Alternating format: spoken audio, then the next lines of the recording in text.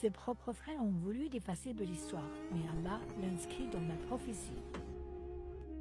Il était encore un enfant, un cœur pur, une lumière rare, et une nuit, il fit un rêve.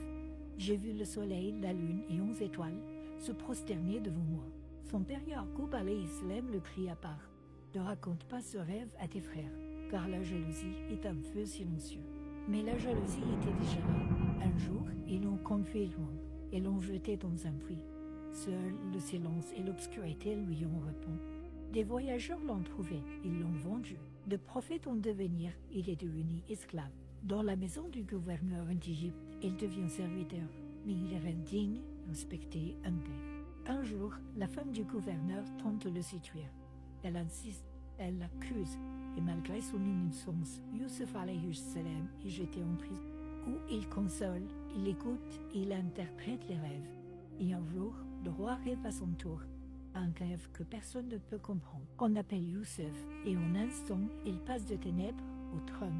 Il devient ministre, gardien des greniers du royaume. Plus tard, ses frères viennent chercher du blé. Ils ne le connaissent pas. Alors, il monte à plan. Il garde son petit frère en l'accusant du vol. Pas pour se venger, mais pour les confronter à leur passé. Ils supplient, ils pleurent, et Youssef leur dit « Vous vous souvenez de ce que vous avez fait à Youssef ?» Le choc, le silence, puis les larmes. « C'est toi ?» Il leur tend sa chemise. « Posez-la sur le visage de notre père, et il le trouvera à la vue. » Yaqub alayhi salam sent l'odeur de son fils, et ses yeux s'ouvrent.